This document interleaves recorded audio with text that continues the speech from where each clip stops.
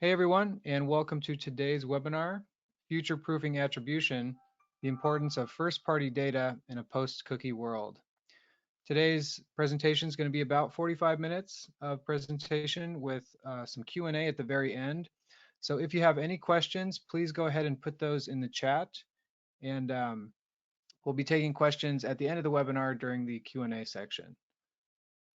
Today's presentation is also being recorded, so tomorrow morning you can expect an email with a link to both the recording and a link to the slides. So you don't have to, worry about writing stuff down. You'll get access to all the slides. And my name is Riley McLaughlin. I'm the content manager here at Main Street ROI, and I will be your webinar host. And I'm also joined by Sean Leonard, who is the CEO of ActiveDEMAND. So Sean, at this point, I'm going to pass it off to you. Okay, well, thank you all for taking the time to spend with me and to talk about something that I think has been sort of on everybody's mind for the past, I would say, year. I know it's something that I get asked a lot about, and it's a case that hopefully with this presentation today is that we will give you some insights, break a little bit of the couple of myths, and also give you some strategies that we see people doing, and what we as a company, we're actually doing this ourselves. So hopefully we're make a good use of the time that you're giving us here today. So really, it's really broken. I'm breaking this into, I want to talk about cookies because that's sort of I think the top of mind thing that everybody has is what's happening with cookies. And but really the real thing that people should be thinking about is what's happening with data and what are we doing with data. And I want to talk specifically about tracking and some advanced strategies with regards to tracking and attribution and helping accelerate buyer journeys. So I think what's brought everybody here today is this mantra that we're thinking of, the cookies are dying, and I love cookies, but it's a case that we're hearing it, we're seeing that Apple's blocking cookies, Chrome is blocking cookies, cookies are dead, the sky is falling, what are we going to happen? What's going to happen when the cookies are gone? Is Cookie Monster going to leave Sesame Street? Who knows? The end of the day is that this is really what the topic at hand is what's happening with cookies. Now, stating the obvious for those that are a little bit techie here is what the heck is this cookie? And a cookie is, I think most of us on the call here know, it's a file that is saved in the browser when somebody loads a web page. And really this whole I'm an old fellow, and it's a case the internet has changed considerably from when I was a young fellow. But something that hasn't really changed, there's been lots of technology work around this, is it's a stateless engagement, right? You ask for a page, it is served, it's loaded inside the browser. Now to sort of improve that experience, this concept of a cookie, where it's a file that is saved in the visitor's browser, so that we can maintain state between multiple pages. So this it's served really to originally to save state, so that the experience of the web would be much greater, because you basically developers of websites and web assets could leverage the fact that it is Sean that is opening this page, and it is Sean when he goes to the next page, and this is what Sean did on the first page, and even this is what Sean did the last time he came to the website. And so it is used for definitely persisting the state across page visits and sessions. And it's also used, like I said, for improving the experience, but it is definitely is used for tracking, right? And typically always when the page loads inside the browser, there's scripts on the inside the browser that are loaded by the browser for the page that access that cookie and do things, right? Maybe they call home, right? Maybe they they read the cookie. This is still this person. It's this session. This type of stuff. But it's really how it's accessed is by scripts that are deployed with the page when the page loads. And really, the two ends of the spectrum from cookies are really the differentiation or categorization of cookies is by the domain of origin.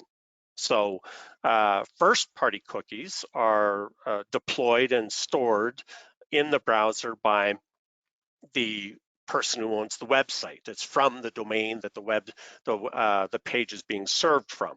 And really, it's a case that the owner of the website, they're dropping the cookie. They have inside the browser. It's a case that allows the owner of the website to customize the experience.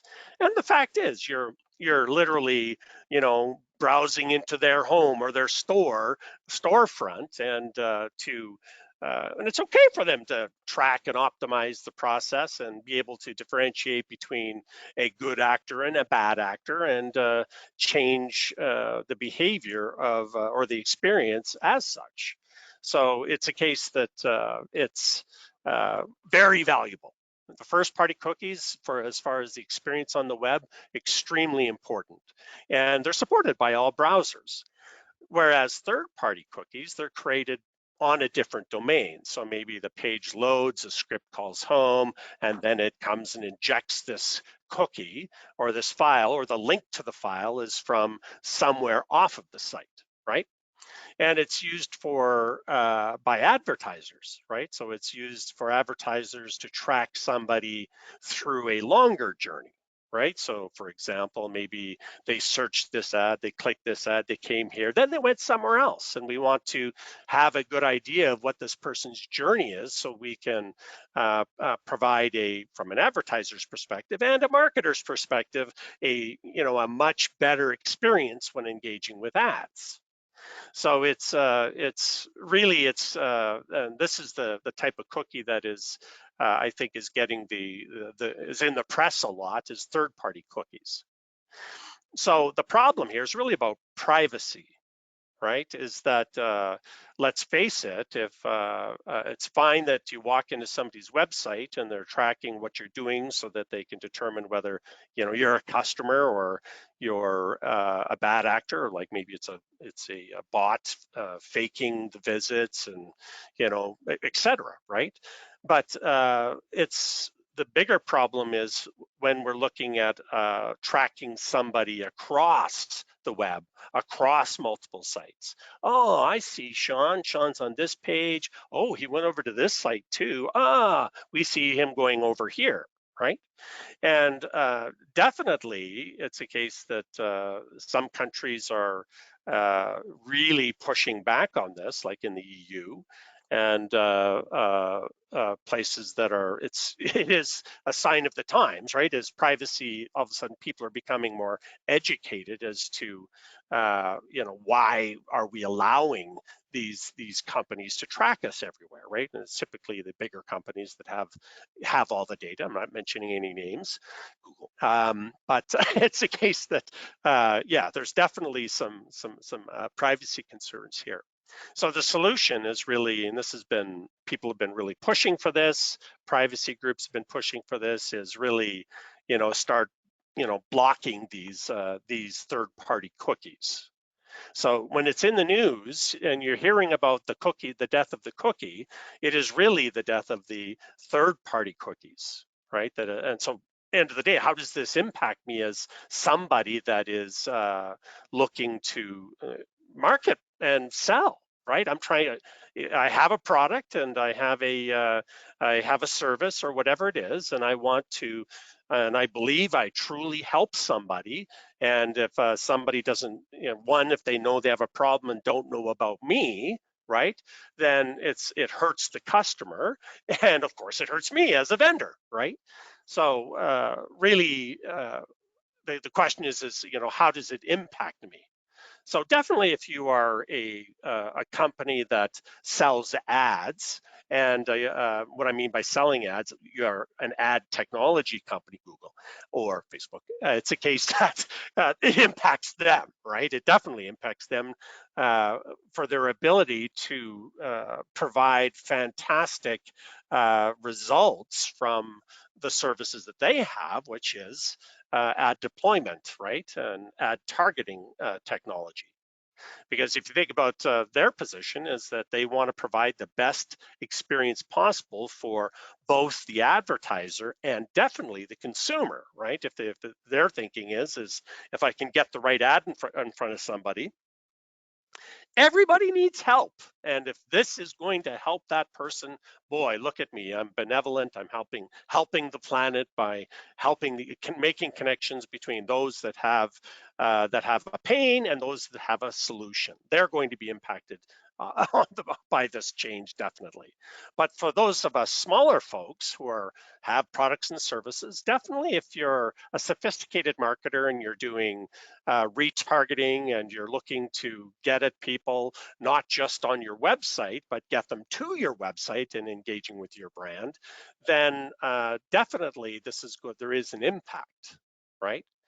But before I talk about the solutions to this impact or thinking about this impact, something that is extremely important to be taking away from this, first-party cookies can't go away, really. There are some fundamental shifts in how the web works or the internet works or websites work and the whole relationship between asking for a web page and the experience when you're on that site.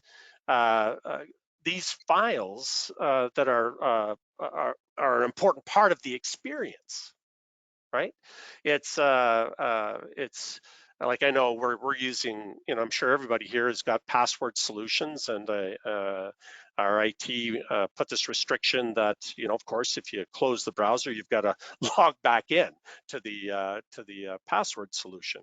Now think about, yes, I get it, it's security, everybody understands, and we have a culture of security, but think about people walking, it's hard enough to get click depth on your site. Imagine if every time they come to the website, they have to start from scratch, start the exact same time as the first time they came to your website, as opposed to, Sean, welcome back. It's been great to see you. How's the kids, right? It's this storefront experience that first-party cookies play such a big role in.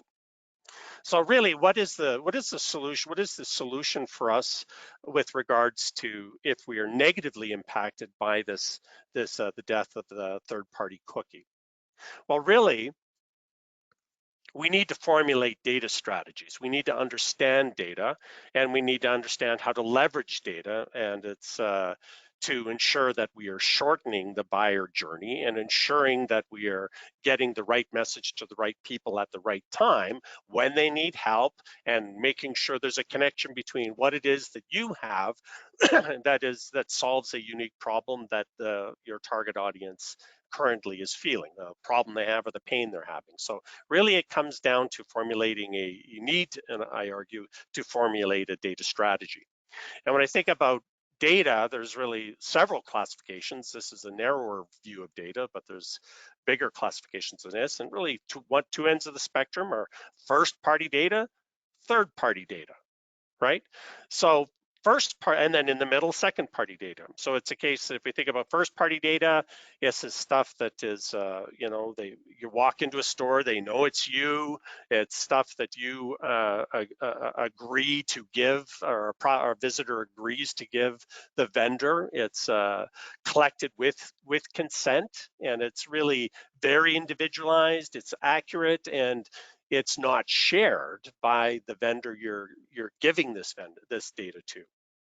Now, and I'll talk about more in detail of these three types of data. Third-party data, it's these data aggregators, people who collect data, scraping the web. Maybe they have there's lots of sources. It's shared with the people who are aggregating this data. It's as far as how fresh it is or how accurate it is. It's not necessarily high accuracy, and it's shared. These people who have these data buckets, they share it with lots of companies. So if you're buying that type of data, guess what? So is somebody else, right? It's not.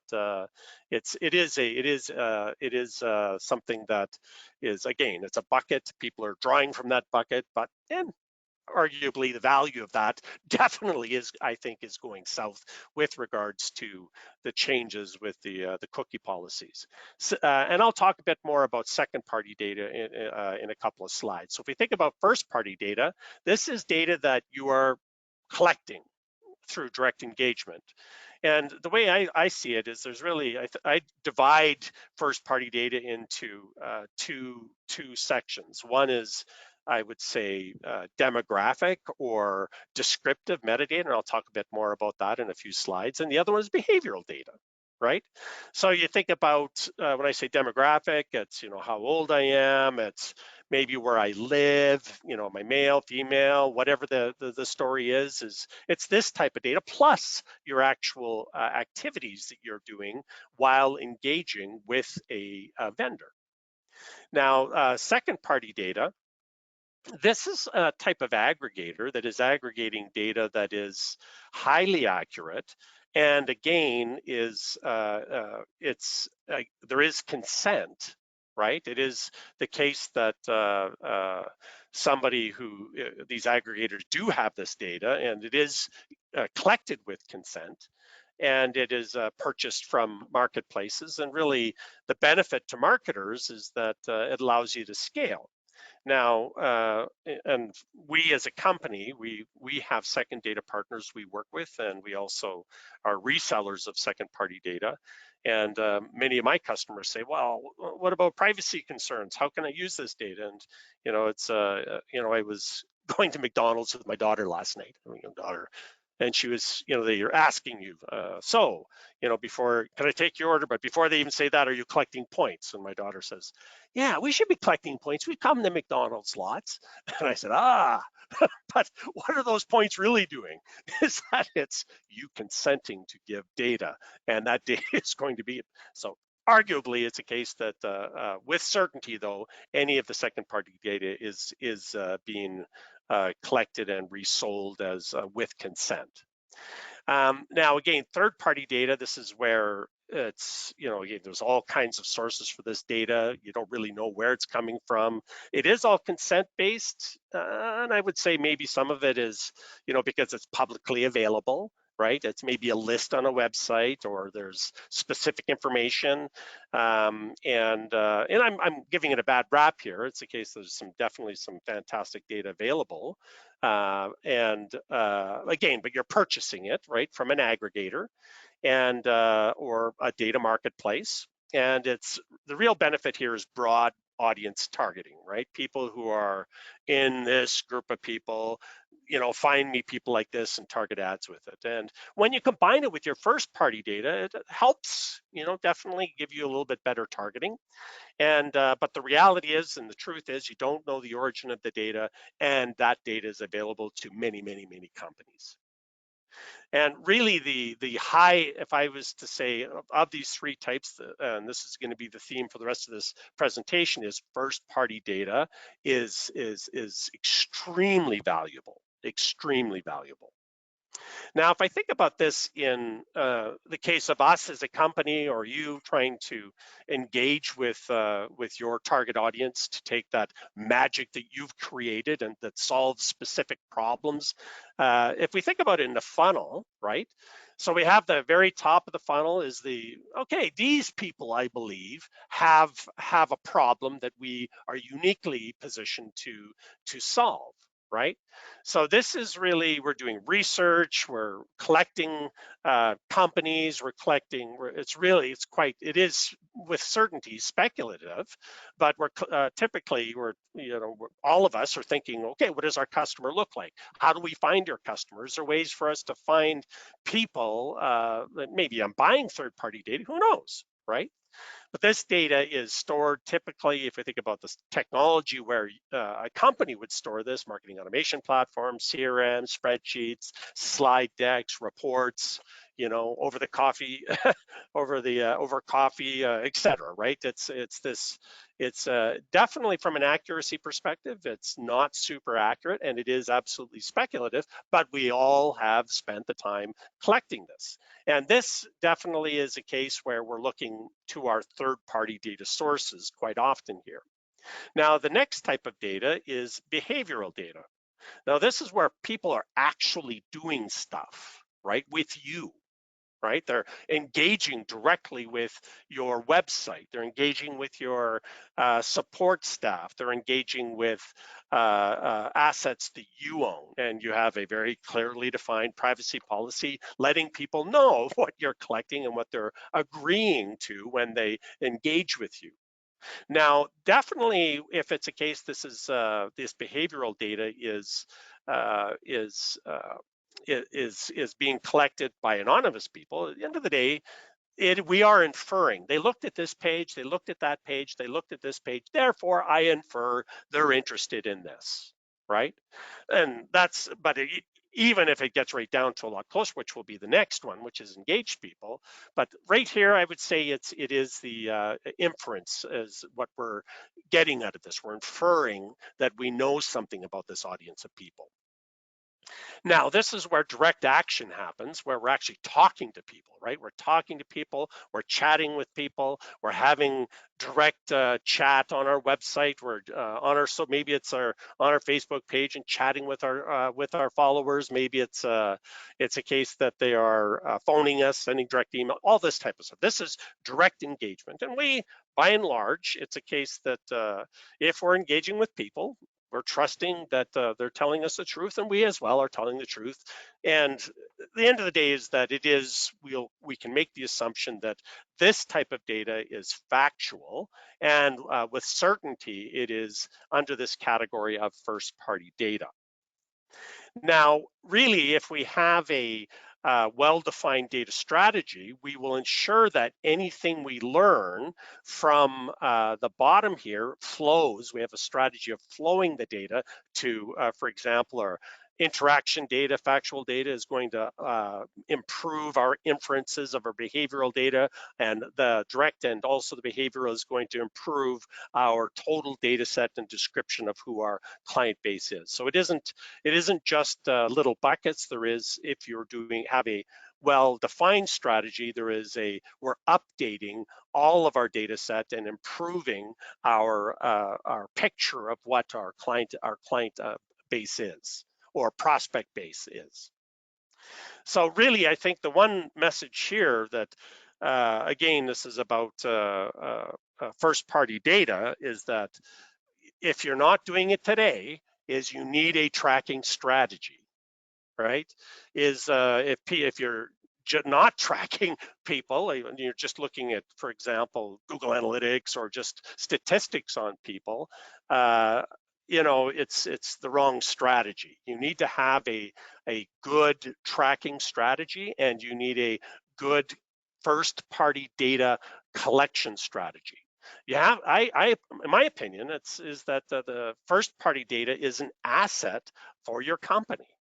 And it's almost as important as your intellectual property, right? Is that it's the first, it is the engagement and data set of the people that are currently engaged with your company, because they have a problem that your company solves, whether or not they buy from you or not, or they have bought from you. At the end of the day, this is extremely important data.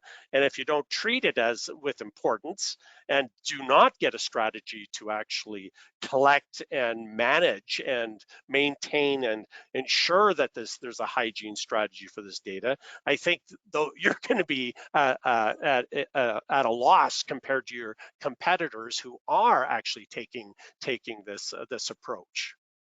So it's a combination of technology and strategy, right? As we need to truly understand that how people are engaging and how they're crossing the finish line with your company, right? Is ensure there's no conversion gaps. And like what I mean by that is that I see people and your philosophy might be very different than mine on this, is that I would never put my email address on my website, right? Why is two is that it'll be scraped, that's with certainty. But number two is that if somebody takes that email and just emails us, I lose the opportunity to connect that individual with all of the fantastic first party data that I have collected on this person before they got to the website. Another scenario is they come to the website and they phone me, right? And it isn't just enough to have a checkbox to say, yes, somebody phoned me and somebody writes it down in the CRM. I want that session data that instantiated that call, because then I can see how many times they've came to the website before, what's bringing them to the website, what content they're consuming, all of this type of stuff. So it's call tracking, I argue, is an extremely important strategy when it comes to collecting first-party data. It's also the case that the calls, the rubber meets the road on the phone, right? This is the best first-party data that you can get, is what happens on a phone call. But definitely things like form fills, I think everybody recognizes that they need to track it, but it isn't just that the form is filled out, it's about getting that journey of the individual. And of course, the channels, understanding how people are coming to your website. And this is not going to be impacted by the death of the cookie.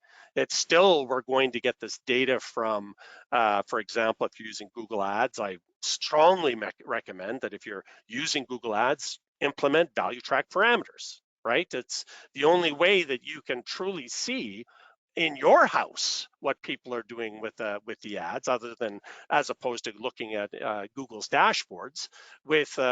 Do some research on it. Value track parameters is really easy to implement, but definitely what it does is it communicates this very important data to you, and you get to collect it on your website. Now, it isn't just about data. It's also, we need to understand how all of this connects to your business, right? What are the KPIs that we're trying to drive with our first party data strategy, right?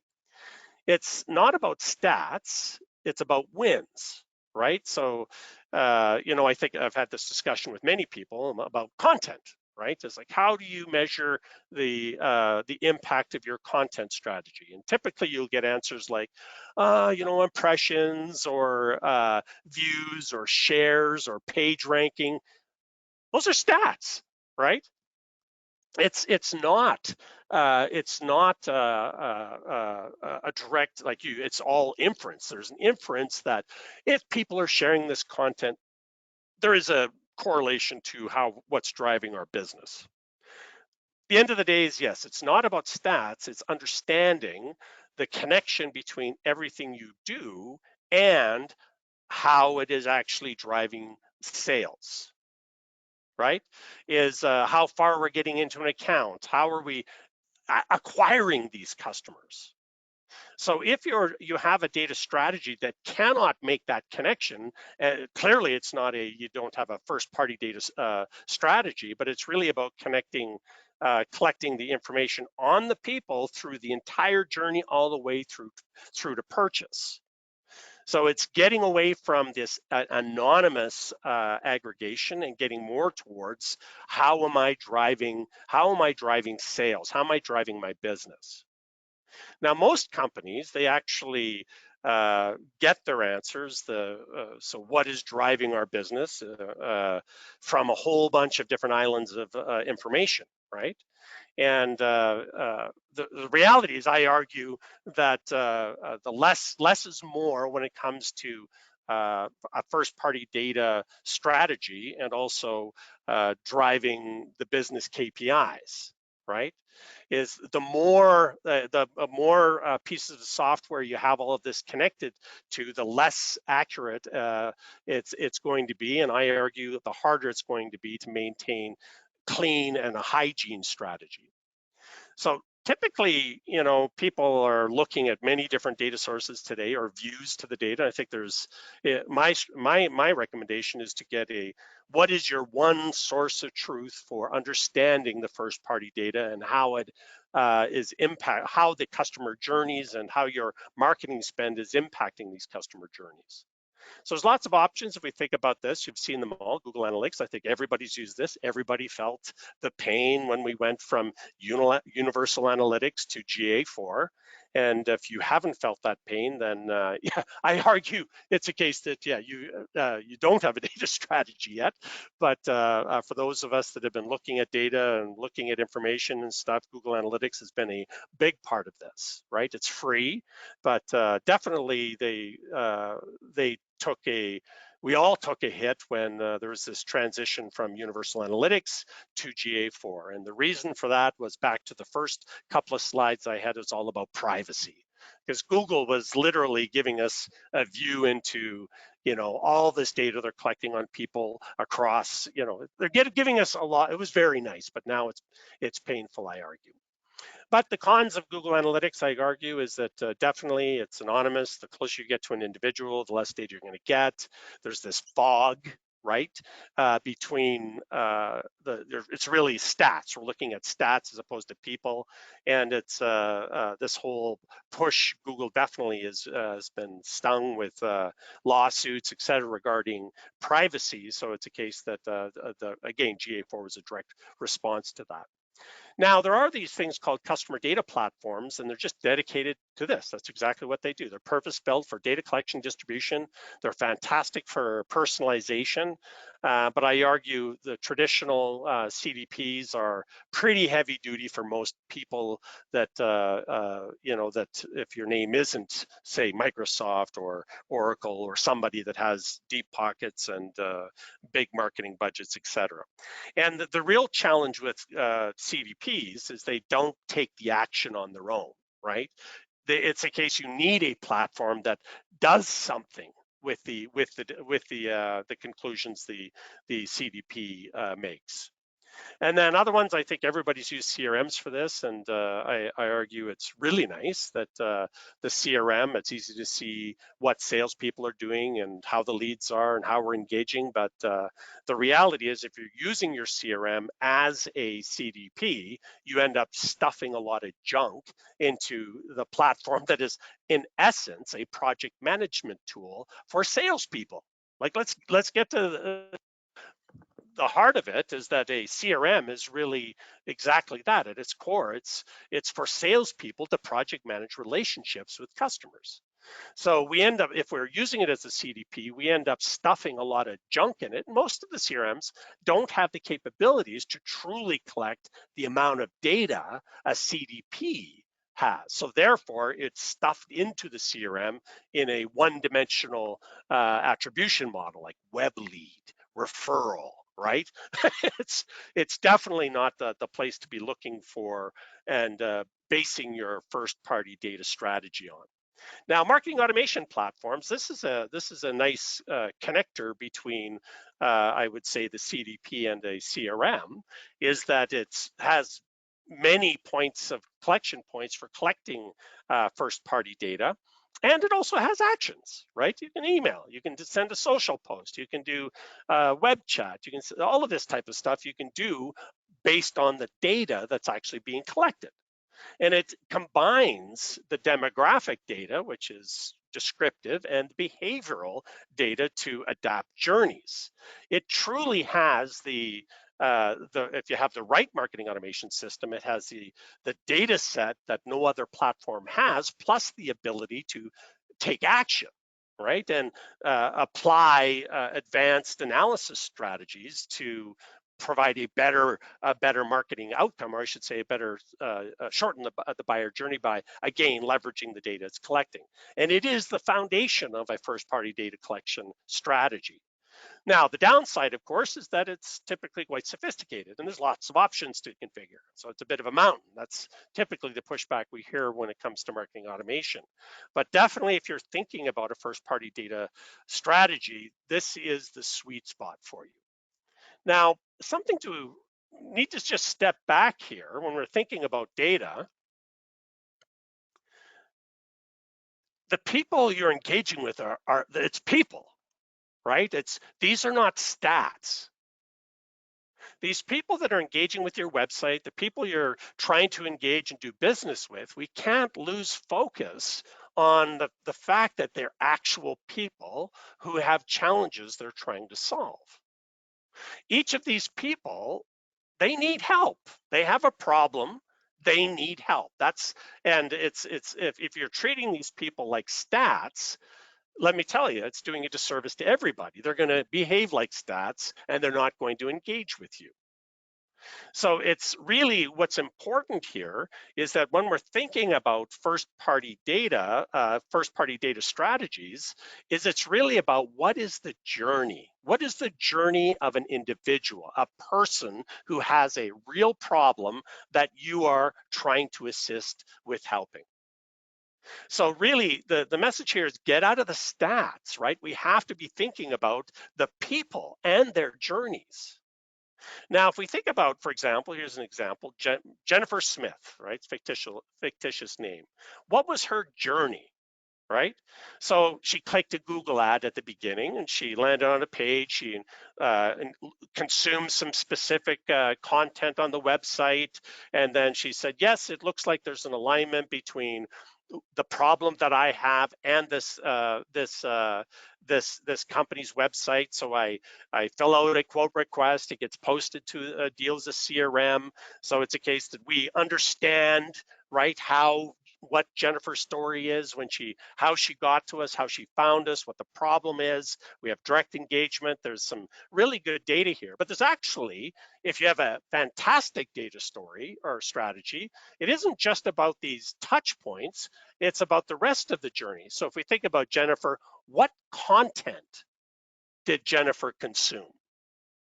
What blog posts, which social posts, which emails, what is the content? And if we're able to track what these people consume on a per piece of content basis, and we understand what that content is, we understand a lot more about Jennifer's journey. What chats did she have, right? She talked with our support staff or our sales engineers on the website. Again, she's asking questions, we're responding. This is fantastic first-party data. And more importantly is when Jennifer calls, what did Jennifer talk about on the phone? What are the things that she highlighted as defining? She's going to tell you what the problem is, right? But if you look at here, if you're not, this is an example of collecting, having a good, solid first-party data strategy and having the tools to collect all of this stuff. Now, what are we just collecting it to be creepy? No, we're collecting it to help people. So if we think about, for example, I'm going to give you an example that's one of our examples, something we did do with this example of a journey and how we adapt with it. So this example is how we are as a company leveraging first-party data to improve the buyer journey or shorten the buyer journey and improve the customer experience. So we have a marketing automation stack. ActiveDEMAND we're a marketing automation company. And so one of the pieces of things that we have as a company is landing pages, right? So with the landing pages, we hence have competitors. So we target keyword searches for our competitors. So if somebody searches for lead pages, they see our ad, they click this ad, they go to our landing page. Our landing page, of course, talks about in depth how much better we are than lead pages. Now, if they search for unbounce, right? Same ad, they click the ad, it goes to the exact same page, but our page dynamically adapts and tells a unique story about how much better we are than unbounce. So it isn't just changing a couple of keywords. We're literally taking with value track parameters, we get what they search for, we know what ad, and therefore the page can adapt to the individual. Now, let's say this person who clicks the ad and goes to the page, let's say they don't fill out the form, let's say they phone, right? Because they're trying to understand, they have a problem and the problem there's some urgency to the problem. They don't want to wait around. They just need to have some answers to see if the landing page solution is going to work for them. So they phone us, right? And the thing that they ask, and which is extremely important to them, is does the software integrate with the CRM that they currently have? And the CRM, in this case, they're actually using Pipedrive, which is a CRM, right? So the pain they have is it doesn't matter what the landing pages do. it's a case that the pain that they have, and you see they've talked about Pipedrive a lot on this call, is that the pain that they have is that will this connect to the CRM that we've invested in, right? So here, this is first party data. They talk to us about Pipedrive on the phone. So the software interprets the call, understands the call. It now knows that that person has Pipedrive and that it's important to them.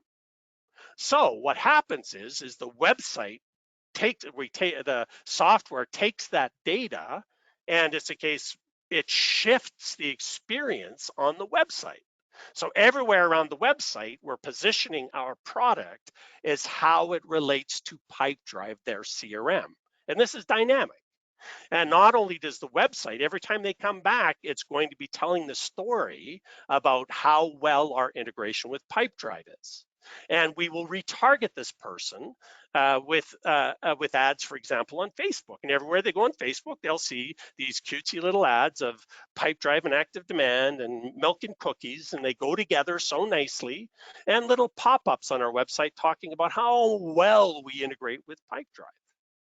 So really the experience that happens is that the pain of does this integrate with Pipedrive goes away, and now they can focus on truly does it solve the problem.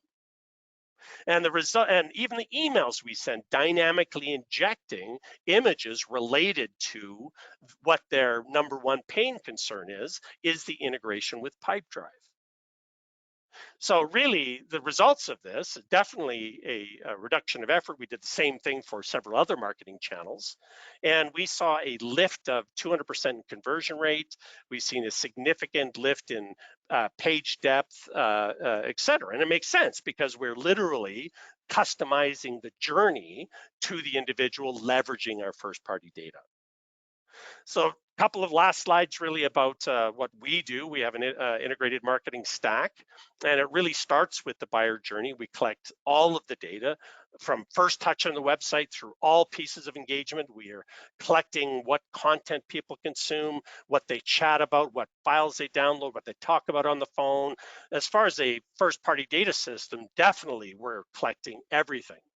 And with that as the foundation, of course, we have tools for accelerating the journey, email marketing, landing pages, workflows, call tracking, et cetera.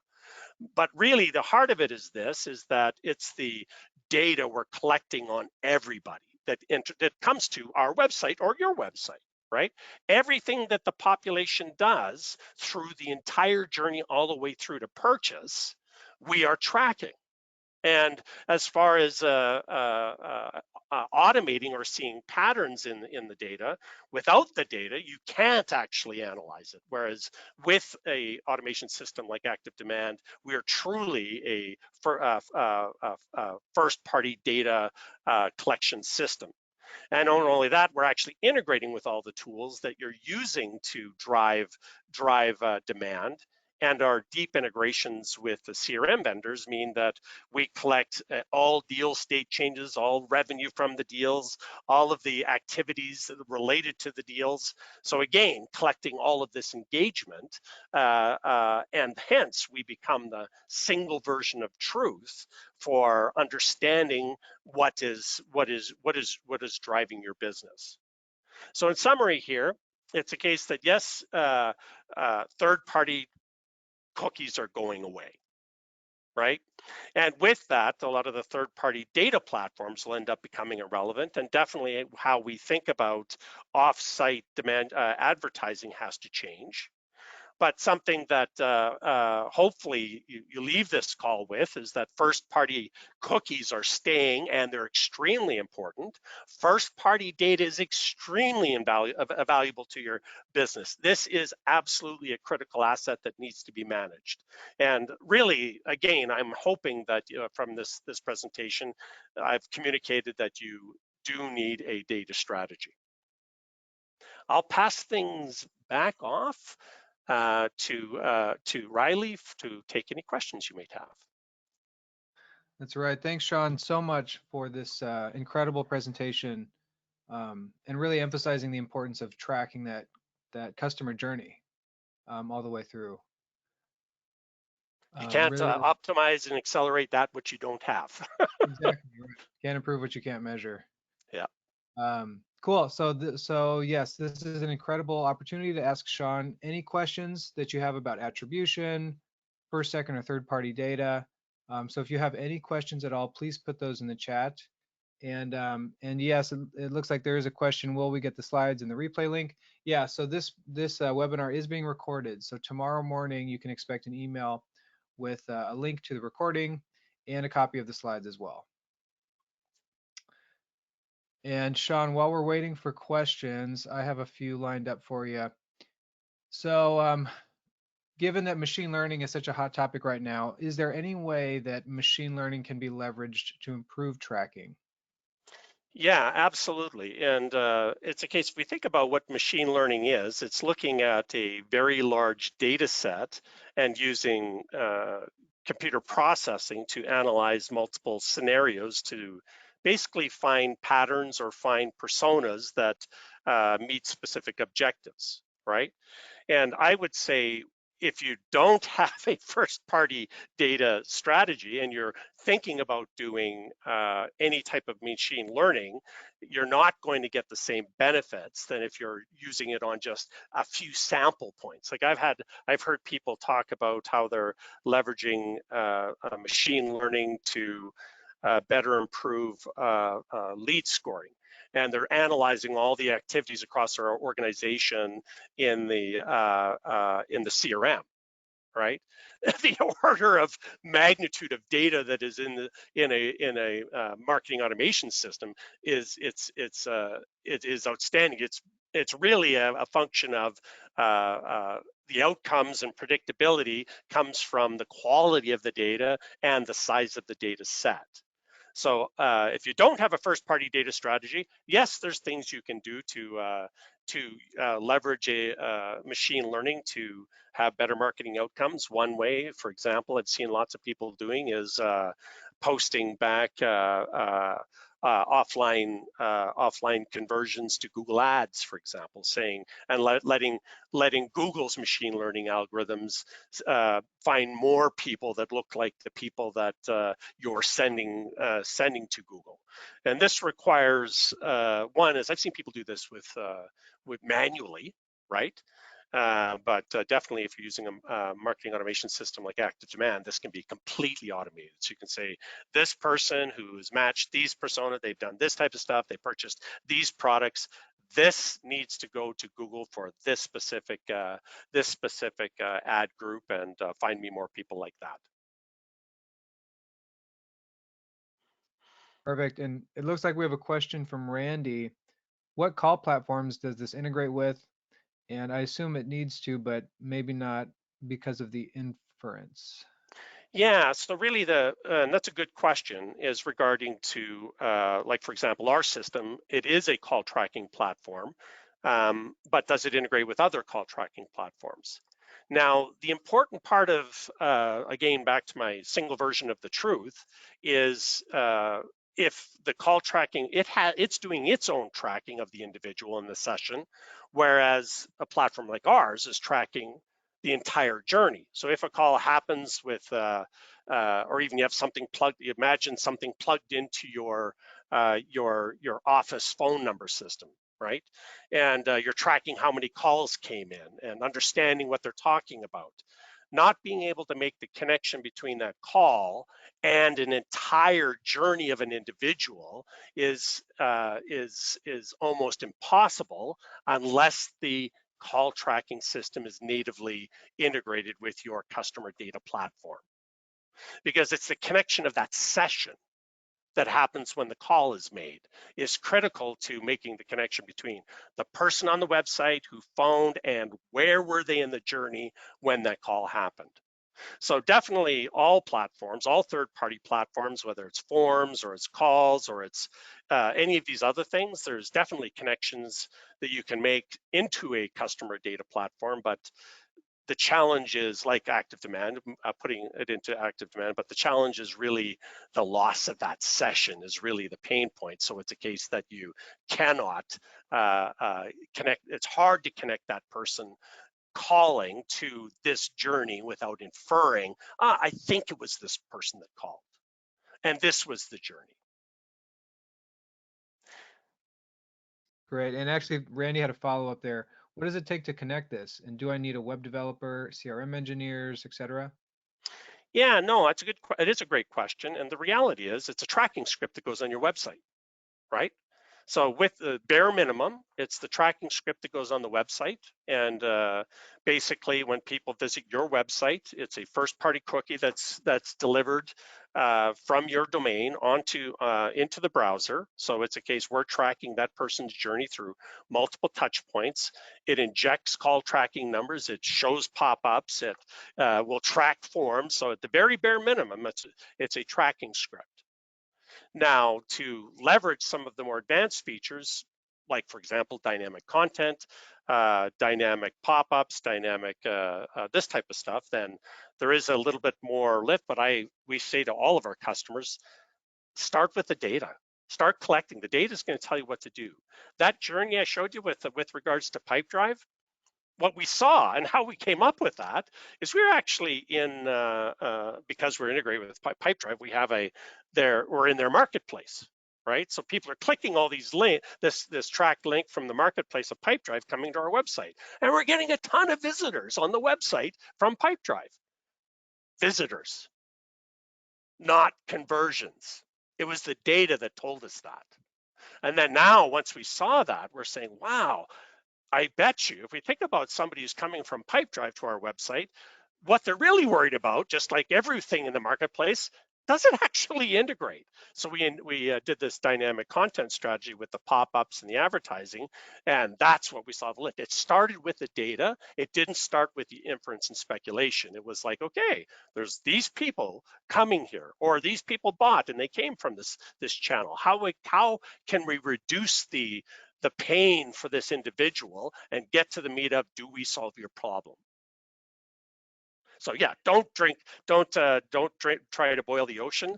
Start with collection and get a strategy in place to ensure you're doing data maintenance and data hygiene, and the data will tell you what direction you need to go in.